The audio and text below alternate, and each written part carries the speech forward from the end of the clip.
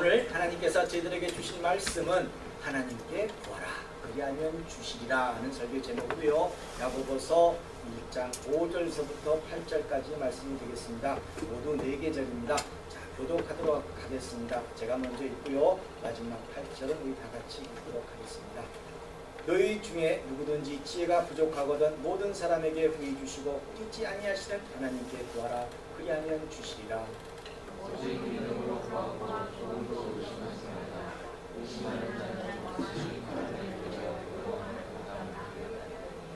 이런 사람은 무엇이든지 죽게 얻기를 생각하지 말라. 다같이 두 마음을 품어 모든 일에 정함이 없는 자로다. 아멘. 자, 우리 반갑게 인사 나누겠습니다. 축복해 주시고요. 예수님 이름으로 사랑합니다. 잘 나오셨습니다. 예수님 이름으로 사랑합니다. 반갑습니다. 자, 일주일의 삶이 평안하셨습니까? 네. 평안하시기 바랍니다. 기쁘고 평안하심으로 삶에서 간구하시는 모든 소원이 예수님의 이름으로 응답받게 되시기를 부탁드립니다. 자, 오늘은 탈무드에서 이런 이야기가 기록되어 있어요. 이걸 먼저 소개하고 싶습니다. 아주 그렇구나 하는 감동이 있어서 먼저 소개하고자 합니다. 예루살렘에서요, 조금 멀리 떨어졌답니다. 조금 멀리 떨어지는 곳에 돈 많은 부자 노인이 살고 있었습니다.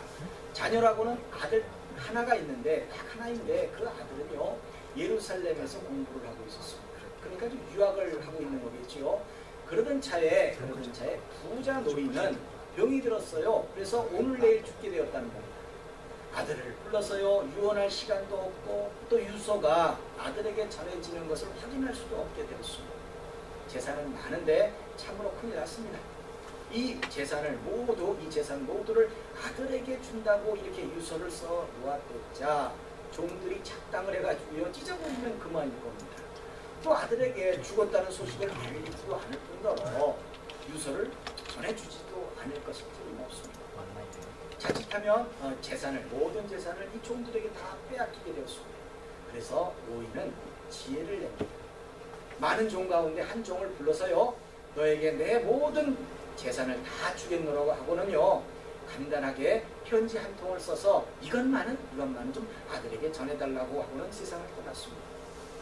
재산을 받은 종은요, 무척 기뻤죠. 예, 이거는 날벼락까지 받은 거죠. 예, 아무튼 그렇게 생각지도 못한 엄청난 재산이 다 자기 거라고 하니까 얼마나 기뻤겠어요. 아무튼 이 재산을 받은 이 종은요, 그래도 주인이 남겨준 유서 한 장, 예, 이거를 아들에게 전해줍니다. 그런데요, 이 아버지 유서를 딱 받아본 아들은 기가 막힌 거예요. 네, 자신에게 남겨진 유산이라고는 종 한 사람뿐입니다. 그의 아버지는요, 많은 종 가운데서도 한 사람을 선택할 수 있는 그런 권리만을 유산으로 남겨주었던 겁니다.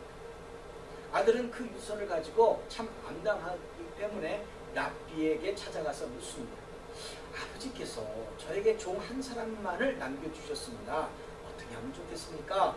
이렇게 물었던 거죠. 그런데 이 랍비의 대답은 이렇게 말합니다. 아니, 바보 같은 사람아, 이 어리석은 자여, 네 아버지의 재산을 다 물려받은 그 종을 네 종으로 삼으면 될 거 아니냐, 이렇게 얘기하더라는 겁니다. 사실 종의 것은 모두 주인의 것입니다. 우리들도 종된 삶을 살죠. 청지기 삶을 살죠. 사실 다 우리들이 가진 게 내 거라고 주장할 게 뭐 있습니까? 다 하나님 거죠. 그렇죠? 그러고 보면 아버지가 거기까지 생각하고 이 지혜를 냈었던 겁니다. 성도에게도요, 하나님 아버지의 계획을 알 수 있는 지혜가 필요합니다. 아버지의 지혜, 아버지의 계획을 알 수 있는 지혜. 이게 성도에게도 하나님 아버지의 그 계획을 알 수 있는 그런 지혜가 필요합니다. 작은 일이나 큰 일이나 우리는요, 지혜가 있어요. 지혜는요, 깊이 생각하는 마음이고요, 또 멀리 내다볼 수 있는 멀리 생각하는 마음입니다. 하나님의 뜻을 생각하고 비로소 알게 되는 하나님의 음성이라고 말할 수 있습니다. 하나님은 여러분들 각자에게 향하신 하나님의 계획이 있습니다. 지금 이때 이곳에서 이렇게 예배드리는 것도 절대 우연이 아닙니다. 성경은 이런 상황을 정확하게 주시하라고 말하고 있습니다. 성경은 지혜에 대해서 이렇게도 말합니다. 잠언 22장 17절에서 너는 귀를 기울여 지혜 있는 자의 말씀을 들으며 내 지식에 마음을 둘지어다. 성도의 삶에서는 귀를 기울여 지혜 있는 자의 말씀을 듣고 그 말씀대로 결단하고 행동하는 것으로 자신에게 주어진 하나님의 계획을 이루어갈 수가 있는 겁니다. 오늘은요, 여러분들에게 주어진 이 삶에서 대체 지혜가 무엇인지, 그 지혜를 어떻게 얻게 되는 것인지, 또 얻게 된 지혜는 여러분들이 얻게 된 이 지혜로 여러분들은 무엇을 행하면서 살아가야 하는지에 대해 은혜를 나누고자 합니다. 자, 오늘 본문 5절에 보시면 너희 중에 누구든지 지혜가 부족하거든 모든 사람에게 후히 주시고 꾸짖지 아니하시는 하나님께 구하라. 이렇게 기록되어 있습니다. 그렇게 하면 어떻게 된다? 그리하면 주시리라. 그렇다면 여러분들이 구하는 지혜라는 것이 대체 무엇입니까? 여러분들이 생각하는 지혜, 그동안 알고 있는 지혜라는 어떤 그런 의미, 이런 모든 것들이 무엇입니까? 이것을 성경은요, 잠언 9장 10절에서 여호와를 경외하는 것이 지혜의 근본, 거룩하신 자를 아는 것이 명철입니다. 지혜는 여호와 하나님을 경외하는 것이 근본이래요. 지혜는 하나님을 경외하는 것이 근본이래요. 거기서부터 시작한다는 겁니다. 그럼 다시 하나님을 경외하는 것은 우리가 무엇을 어떻게 해야 하는 겁니까? 하나님을 경외하는 것이 지혜의 근본이라고 하는데 거기서부터 모든 게 시작된다고 하는데, 그렇다면 하나님을 경외하는 방법이 뭐냐는 거죠. 우리가 이것은요, 시편 119편 38절에서 주를 경외케 하는 주의 말씀을 주의 종에게 세우소서. 자, 하나님을 경외케 하는 하나님의 말씀을 주의 종에게 세우소서. 우리들에게 세워달라는, 그렇게 살아가도록 붙잡아달라는 겁니다. 이 말씀을 통해서 우리는 짐작할 수 있습니다. 하나님을 경외케 하는 하나님의 말씀을 성도가 주어진 삶의 현장에서 세워나가는 겁니다. 이걸 하나님을 경외하는 겁니다. 이것이 하나님을 경외하는 것이 지혜의 근본이 되는 겁니다. 성도가 주어진 삶의 현장에서 여러분들이 지금 살고 있는 그곳에서 하나님의 말씀대로 살아갈 때 주변의 사람들은요, 여러분들을 보고 그 사람을 보고요, 하나님과 동행하는 사람이라고 말을 합니다. 이런 이해가 있잖아요. 그 애굽에서 시위대장 보디발, 그 보디발이 요셉을 볼 때 그랬어요. 그 종을 볼 때 그 시위대 엄청난 그 권력을 가지고 명예를 가지고 있는 사람인데 종이 움직이는 걸 가만히 보니까, 제가 살아가는 걸 가만히 보니까, 행동하는 걸 가만히 보니까, 말하는 걸 가만히 보니까, 이 사람, 얘는 지금 하나님과 동행하는구나. 이걸 느꼈다. 그러면서 저 사람이 하나님과 동행함으로 형통하는 것을 누가 봐요? 내가 자랑하는 겁니까? 내가 하나님하고 동행하는 것들을 보여? 이게 아니죠. 다른 사람들이 보고 있다는 겁니다. 그렇죠? 성도가요, 예수님의 십자가를 따라 살아야 돼요. 여러분들 예수님의 십자가 그럼 뭐죠? 섬기고 나누고 배려하고 사랑하고 나누고 이런 용서하고 뭐 이런 거예요. 그렇죠? 예수님이 이렇게 살아내셨잖아요. 이렇게 예수님의 십자가를 따라 성도들이 살아간다면, 삶의 현장에서 우리가 그렇게 살아간다면 예수님도 저렇게 사셨구나, 제가 도저히 용서하지 못할 상황을 용서하는구나, 예수님의 용서라는 게 저런 것이구나 하는 것을 우리들의 삶으로 증거하는 거예요. 그렇게 살라는 거죠. 성도는 이렇게 여러분들에게 주어진 그 삶의 현장에서 자신을 하나님의 말씀 가운데 세워나가는 겁니다. 이것이 지혜의 근본이 되는 것이고, 여기서부터 시작한다는 거죠. 결국 지혜는요, 성도가 하나님의 말씀 가운데 살아날 때 얻게 된다는 거죠. 그렇다면 성도가 말씀을 직접 행하게 되고 얻게 되는 지혜라는 것이 대체 뭐냐는 거죠. 이게 무엇이길래 그렇게 지혜가 있어야 된다고 얘기하냐는 거죠. 이 지혜는 하나님의 뜻을 알게 되는 겁니다. 하나님의 뜻을 알기 위해서는 나는 무지하다, 나는 아무것도 모른다는 것이 먼저 알게 되어야지만 그것이 온전한 지혜가 된다는 겁니다. 나는 하나님을 떠나서 아무것도 할 수 없다, 나는 무능하다는 것을 깨닫는 것이 결국은 지혜로 연결이 되고 있다는 겁니다.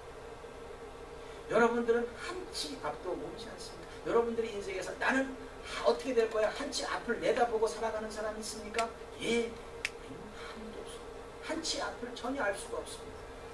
이것이 인정될 때 하나님이 여러분들 자신을 간섭하시고 있다는 것을 알게 됩니다. 내가 할 수 없다는 것을, 내가 이렇게 살아보니까 하나님이 이렇게 나를 간섭해 주셨구나를 깨닫게 되는 거 아니겠습니까? 그렇죠. 성도에게서 이 지혜는 하나님의 관점에서 자신에게 주어진 이 지금의 삶을 해석하게 해주는 거예요. 지금 나는 나를 알아요.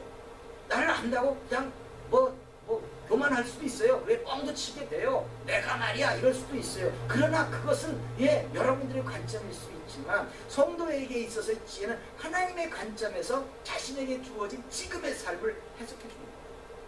결국 지혜는 하나님의 음성을 듣게 되는 겁니다. 내 관점이 아닌 하나님의 관점에서 나를 보게 되는 겁니다.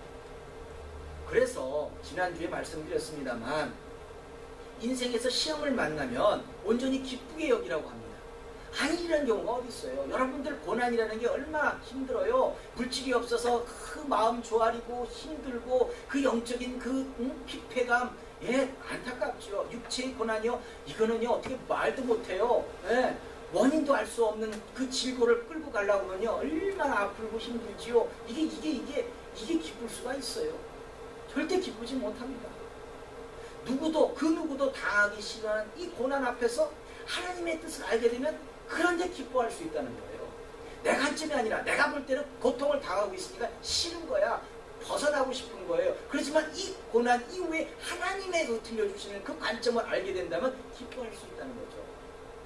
그렇게 하나님의 뜻을 알게 되는 것이 지혜이고요. 여러분들에게 주어진 삶의 현장에서 지혜를 구할 때 하나님은 세세하게 알려주신다는 거예요. 꾸짖지도 않으시고 다 구하는 대로 알려주신다는 거예요.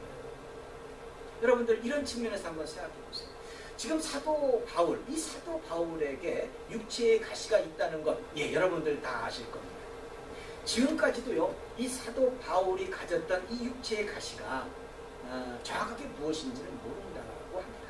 다만 여러 학자들이 얘기하기를 이 육체의 질병 중에 하나인데 그 중에서 간질 여러분들 보셨어요? 참 암담하거든요. 사실 그냥 샥 있다가 와버리면 그냥 그 몸을 이렇게 흔들면서 막 거품이 튀어나오면서 체면이고 뭐가 없어요. 얼마나 안타까운 상황이 벌어져요. 그렇죠. 두통? 이 두통은 나만 하는 거예요. 이게 머리 아픈 것이 그렇죠.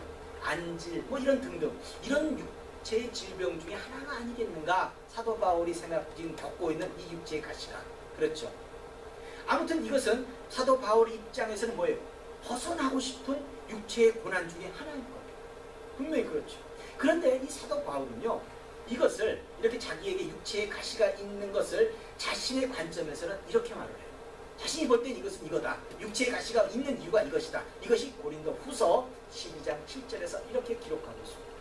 여러 계시를 받은 것이 지극히 크므로 너무 자고하지 않게 하시려고 내 육체의 가시 곧 사단의 사자를 주셨으니 이는 나를 쳐서 너무 자고하지 않게 하려 하심이니라 라고 말을 합니다. 하나님이 자기 자신에게 육체의 가시를 준 이유가 사도 바울은 어떻게 봤다?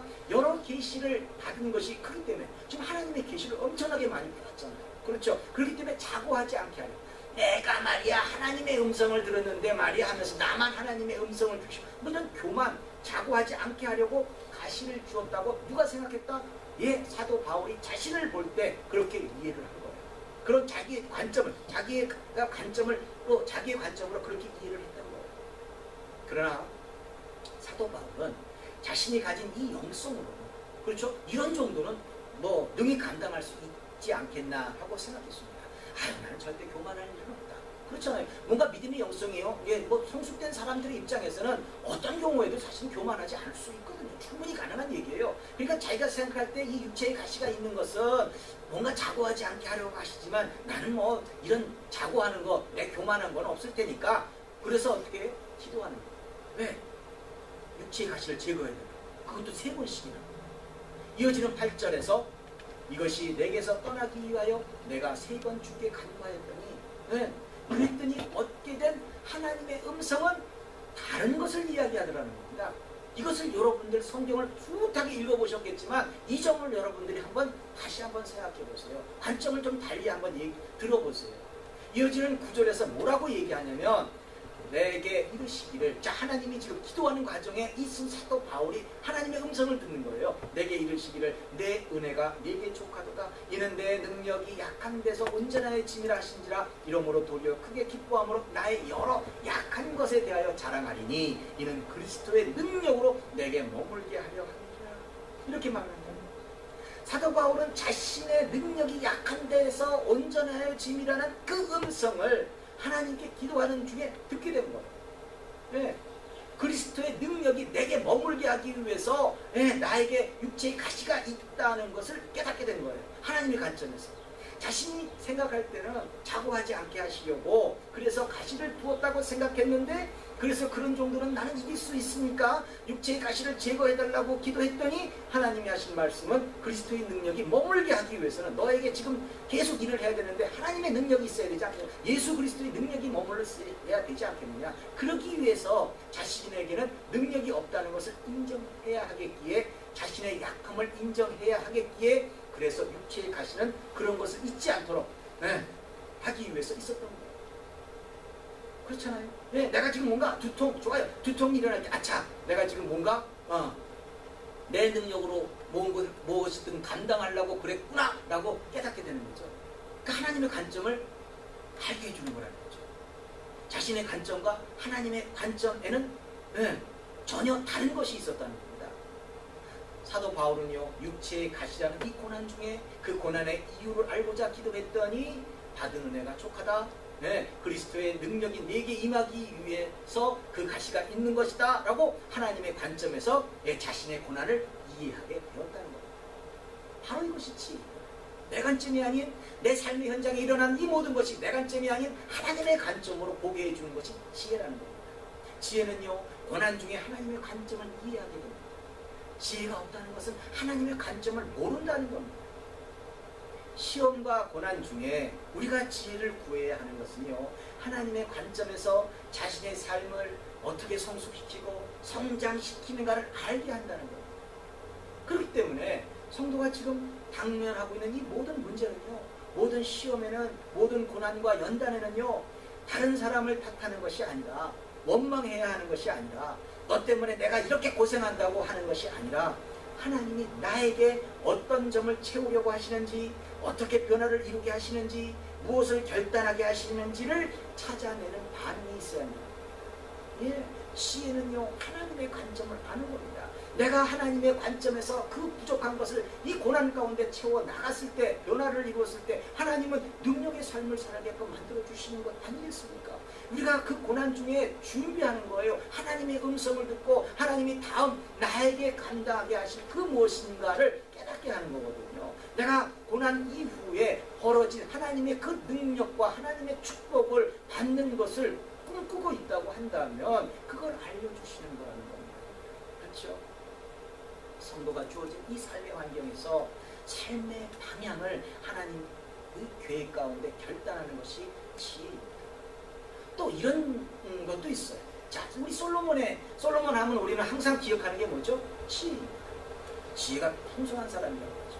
이 솔로몬에게 말입니다, 하나님이 이스라엘이 왕이 되게끔 하시고 난 다음에 하나님은 솔로몬에게 찾아오십니다. 꿈을 통해서. 열왕기상 3장 5절에서 기브온에서 밤에 여호와께서 솔로몬의 꿈을 나타내시니라. 하나님이 이르시되 내가 네게 무엇을 주고 너는 구하라. 야, 얼마나 멋있어요. 그렇죠? 이 질문에 솔로몬이 구하는 것은 지혜였습니다. 여러분들 이 부분 다 잘 아십니다. 근데 여러분들 그 지혜가 뭐죠? 하나님의 관점이었다는 거예요. 열왕기상 3장 9절에 보시면 솔로몬은 이렇게 말합니다. 누가 주의 이 많은 백성을 재판할 수 있사오리까?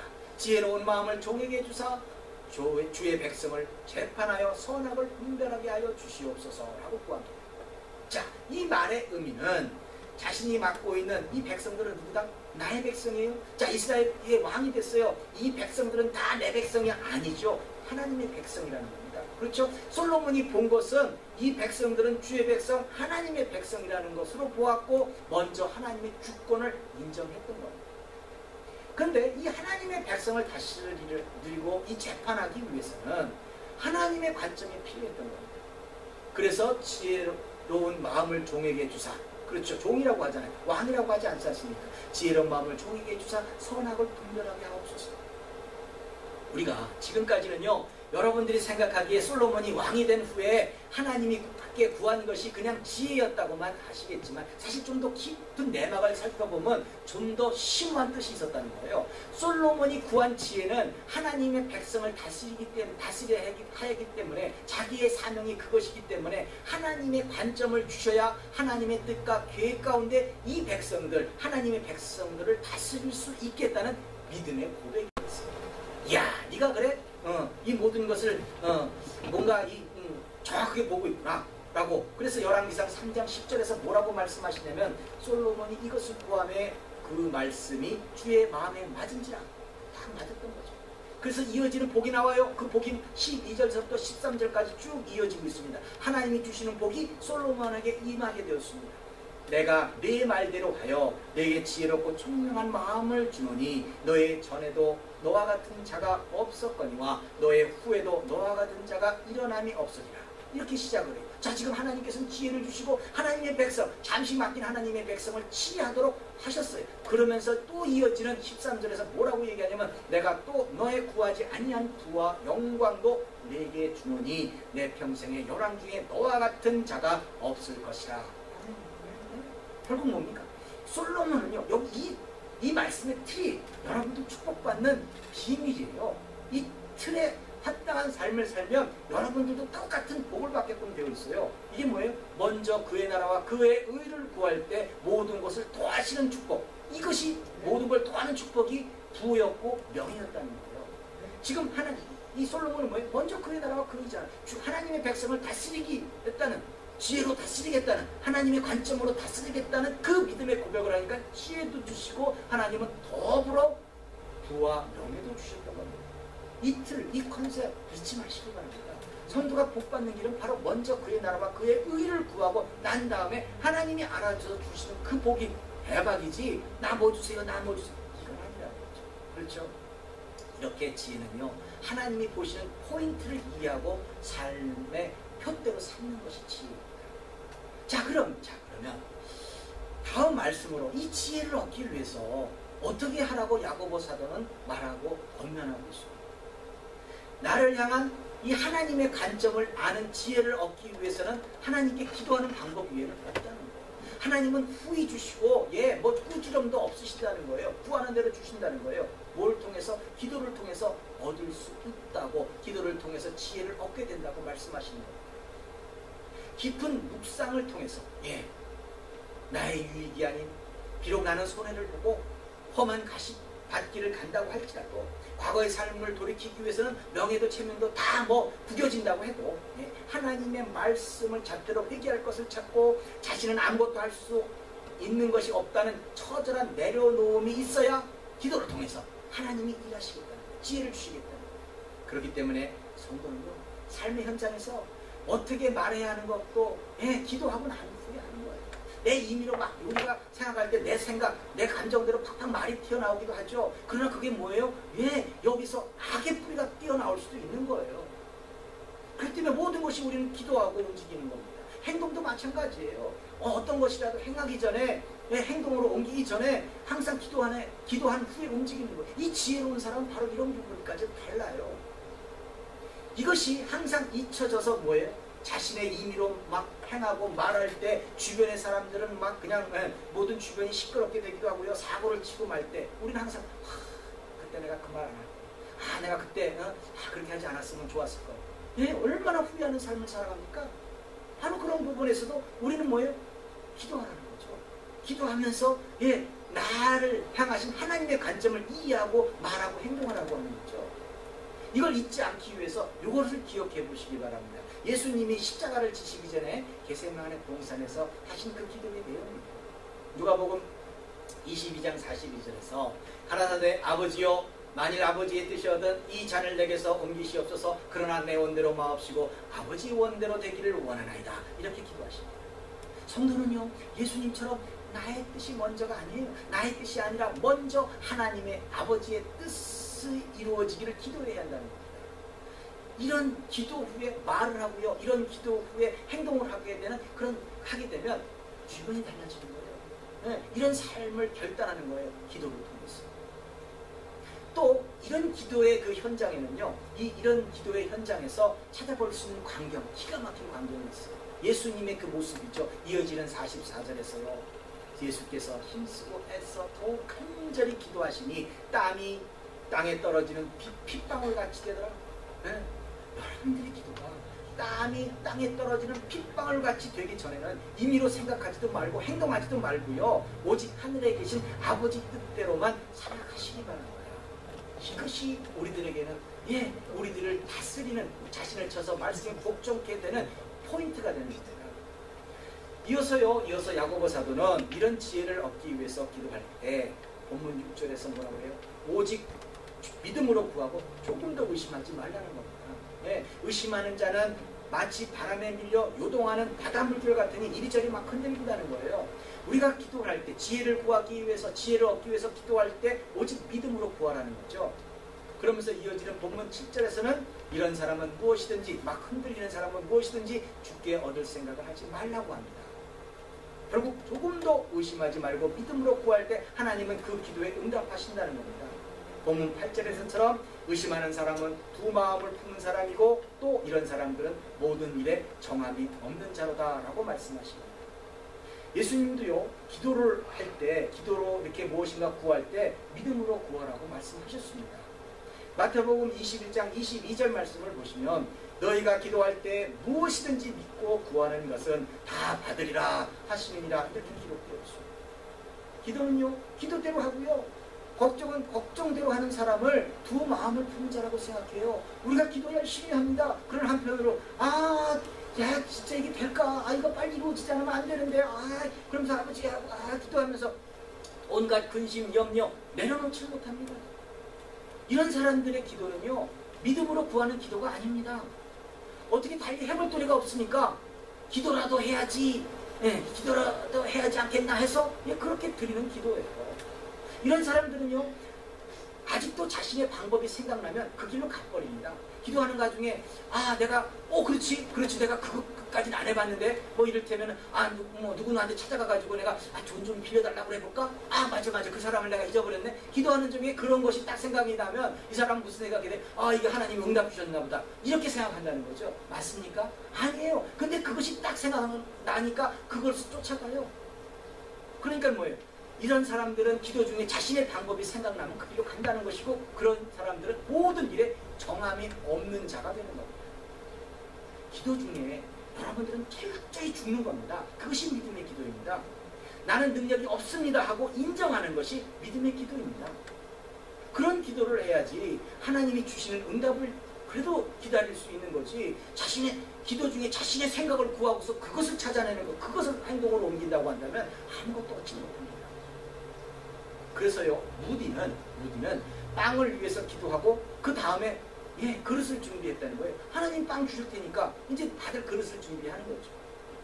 열심히 기도해놓고요, 정말 될까 의심하는 것은 하늘 문을 스스로 닫아버리는 겁니다.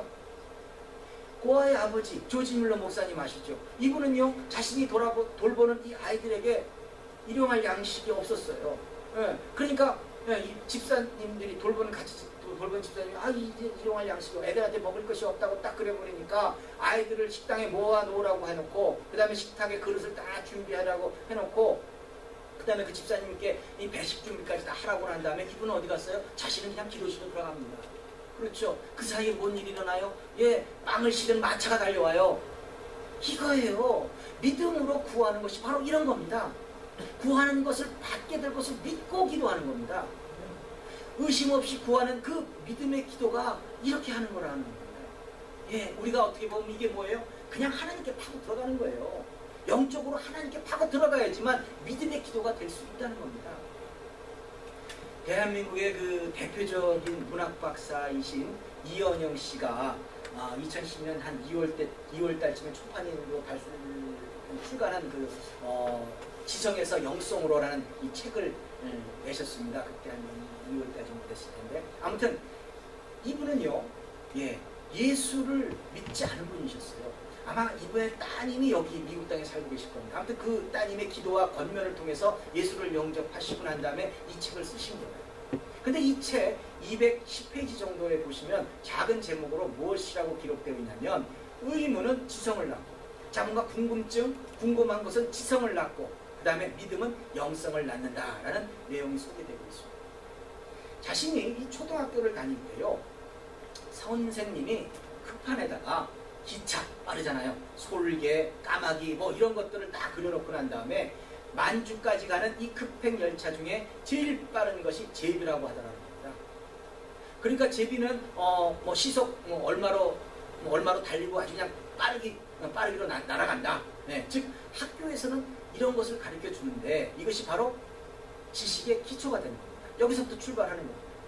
근데 이 어린 시절의 이은영 박사님은 그런 것을 배우면서 별 웃기는 것을 다 가르친다고 생각했다는 겁니다. 그러니까 이 사람이 생각할 때 좀 뭔가 좀 다른 차원이 있었던 거죠. 예. 아니, 제비가 빠르게 날아다닌다는 걸 누가 모르냐. 학교에서 왜 이런 것을 가르치느냐. 자신이 궁금한 건 다른 곳에 있다, 다른 데 있다, 이렇게 얘기하는 겁니다. 당시 이 제비는요, 전부 거의 다 집 안에 둥지를 짓고 살아갑니다. 흥부전에서 나오듯이요, 다른 새들은 사람을 피해서 다 도망가는데 제비는 닭이나 오리 같은 이 가축도 아니면서 이 야생의 새가 인간의 집에 둥지를 트는 것이 이상하지 않냐는 거예요. 그렇죠. 뭔가 지금 보는 관점부터 좀 다른 겁니다. 근데 이런 것을 선생님께 질문하게 되면 야단을 치신다는 겁니다. 그래서 왜냐하면 이 수업을 방해한다고 엉뚱한 질문을 하고 있다고 막 회초리까지 맞아야 한다는 겁니다. 그래서 선생님이 생각하시기를 지성을 채우려면 먼저 이 육체의 아픔이 따른다는 것을 초등학교 때 터득했다는 겁니다. 그러니까 엉뚱한 거 질문하면서 엄청나게 얻어맞았나 봅니다. 아무튼 여러분들도 한번 생각해 보세요. 자, 그럼 이 제비는 왜 사람들이 사는 집에 둥지를 틀까? 궁금하지 않습니까? 네, 이것이 별게 아니에요. 사람을 믿고 의지하면 천적들이 덤비지 못할 것이라 생각했기 때문에 그렇다는 겁니다. 네, 다른 새들은 사람이 무서워서 근접하지 못합니다. 제비가 사람을 믿고 와서 둥지를 트는데 사람들이 제비를 어떻게 잡아먹습니까? 네, 저도 제비를 잡아먹었다는 사람은 그렇게 듣지 못했던 것 같습니다. 그래서 제비는 사람의 집 안에 둥지를 틀면서 평화를 얻고서 살아가는 겁니다. 심지어 발이 부러져도요, 흥부가 와서 치료해 주거든요. 그러니까 얼마나 좋은 거예요. 그렇죠? 바로 이렇게 제비가 사람 사는 집에 둥지를 트는 것처럼 성도는 하나님을 굳건히 믿고 그 날개 그늘 아래 둥지를 틀게 된다면 누가 감히 근접해서 우리를 힘들게 하겠습니까? 이게 포인트라는 거죠. 그래서 성도는 고난 중이라도 믿음으로 하나님께 더 나아가는 겁니다. 그래서 의문은 지성을 낳고 믿음은 영성을 낳게 된다는 겁니다. 이것을 성경은 이렇게 표현해요. 성경에도 이런 내용이 있습니다. 시편 84편 3절 보시면요, 나의 왕 나의 하나님 만군의 여호와여, 주의 제단에 참새도 제 집을 얻고 제비도 새끼들 보금자리를 얻었나이다. 그렇죠. 네.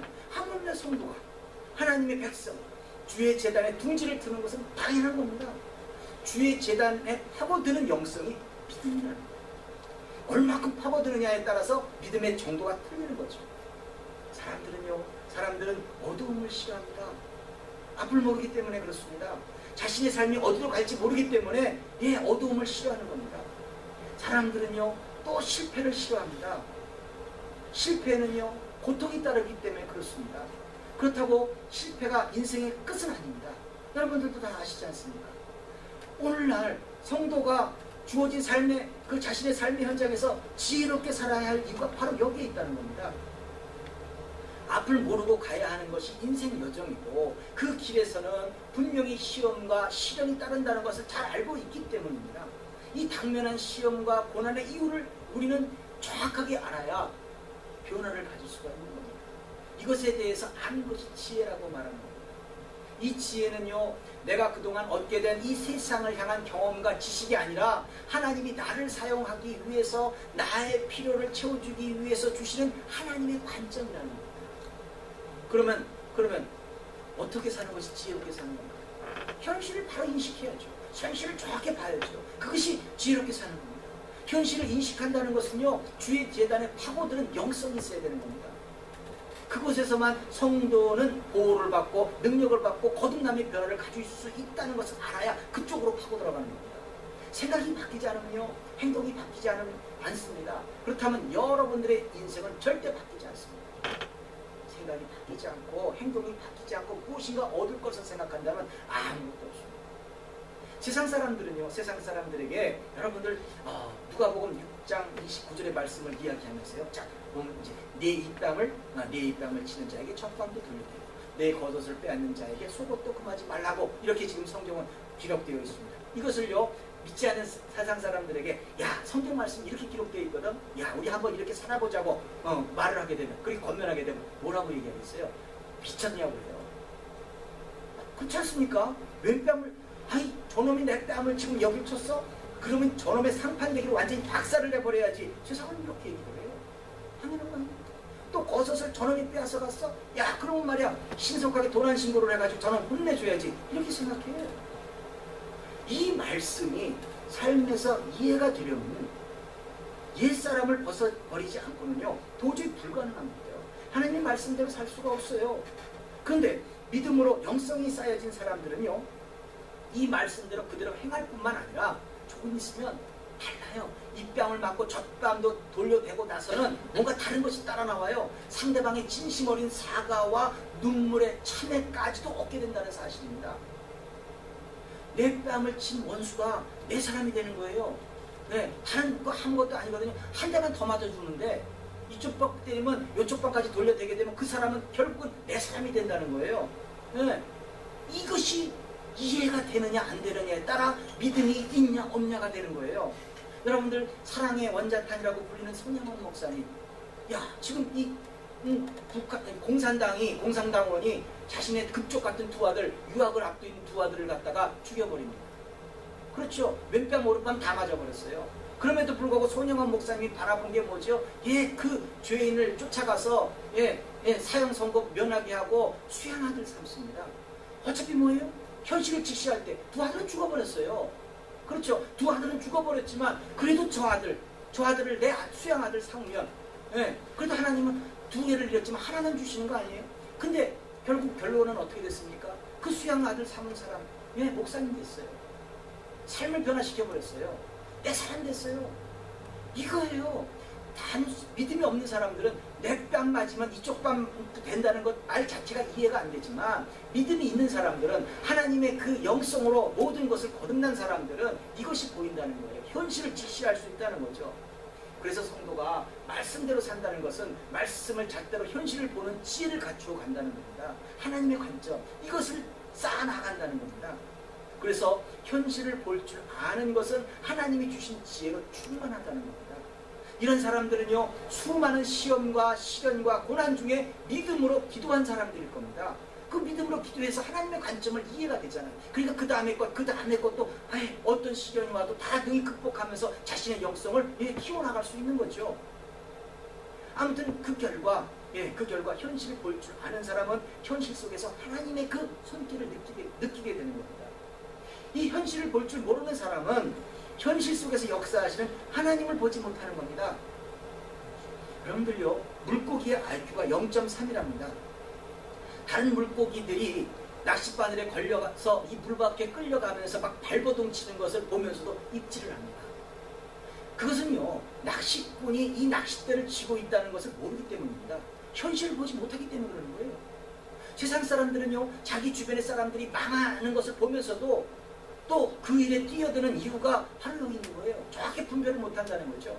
그래서 우리는 하나님의 손길이 우리들의 모든 현실을 움직이고 계심을 정확하게 보게 되는 그런 눈을 가져야 된다는 겁니다. 이것이 지혜예요. 다시 그 지혜는 어떻게 해요? 이 하나님을 경외함으로, 말씀 가운데 살아내므로, 기도함으로 하나님의 음성을 듣는 거예요. 내 관점이 아니라 하나님의 관점을. 그렇죠? 이런 지혜가 여러분들을 살리는 겁니다. 여러분들이 꿈을 이루게 만들어버리는 겁니다. 이런 지혜는 고난 중에 기도할 때 얻어지는 겁니다.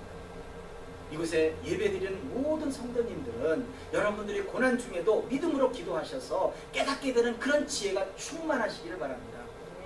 하나님이 주시는 이 지혜로 하나님의 관점을 깨닫고요, 믿음이 더욱 성숙되시기 바랍니다. 그래서 주의 제단에 파고드는 그런 깊은 영성으로 삶이 승리하시기를, 복의 근원이 모두 되시기를 예수님 이름으로 축원합니다.